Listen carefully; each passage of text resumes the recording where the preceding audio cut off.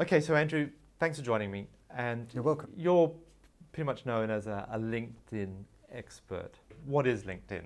Okay, LinkedIn is popularly known as a social media tool. It gets wrapped in that banner, but really it's online business networking. So what would you suggest someone watching this as an individual or even part of a company, how should they be using LinkedIn?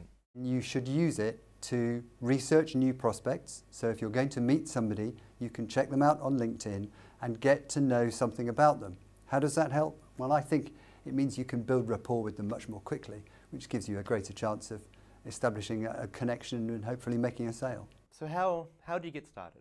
Okay, the main thing is to have a compelling profile, and most people tend to put just their CV. And you can go a long way beyond that. You want to think about what are the issues that your clients or contacts have that you can solve, and what difference will it make when you've worked with them? Because if you can put that sort of information in there, it becomes much more compelling for them to have a reason to do business with you. The other thing I think is important is to have some personality in there. Put something in there of you, because people buy from people.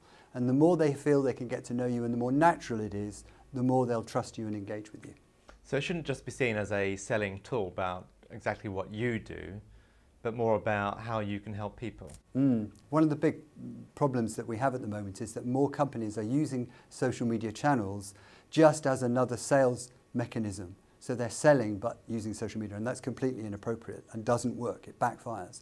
What you should be doing is using websites like LinkedIn to engage with people rather than, and build a relationship with them rather than selling to them. Okay, so what kind of tips can you give us? I mean, how can we improve our profile? What should we be doing with LinkedIn? Okay, well, there's some simple things that are really, really essential.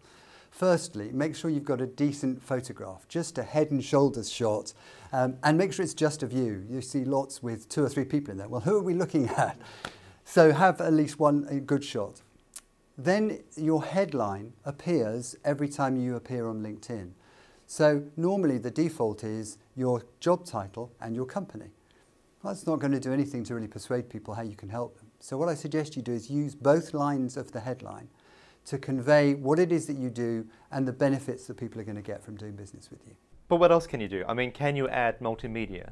Absolutely. If you go through to the More button, there's a thing called Applications, and there's a whole range of tools that you can use. One is SlideShare, and in SlideShare you can load video, you can load presentations. So both of those are fantastic mediums for conveying in a really compelling way what it is that you can do for your contacts and clients. So you've got your profile, you've got a slideshow, maybe even a video. What's next? The next thing is you need to have contacts, because there's not much point in having your profile unless you engage with people. So LinkedIn would say, link with people that you know, which I agree with, and that's a good starting point. But if you want to get your message out to more people, I think you should link with as many people as you can. So I would aim to have more than 500 connections if you possibly can. And then every time that you put an update on your LinkedIn account, it's going to get seen by up to 500 people. So how do you get up to about over 500 people? I mean, what's your tips in trying to link with as many people as you can? Well, there's a number of ways to do it. Within LinkedIn, there are applications that enable you to do it quite quickly. To trawl through, for example, your Outlook or your contacts list. You can import a spreadsheet of contacts if you've got them in another database. But the best thing to do is just to, on a regular basis, when you're networking and you've met somebody and you get their business card, just always follow up that meeting with an invitation to join in LinkedIn. When you've had an email from someone or you've engaged with them in some other way, just invite them to link with you on LinkedIn.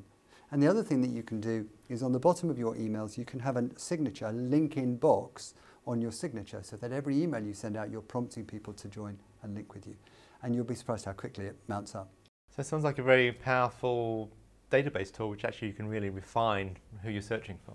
I think it's increasingly going to be a source of valuable data that goes above and beyond the normal database. So most databases will tell you job title and company name and sector, but it's hard to drill down to more specific things, and very often more obscure job titles you can't pick up on databases because nobody bothers to research them.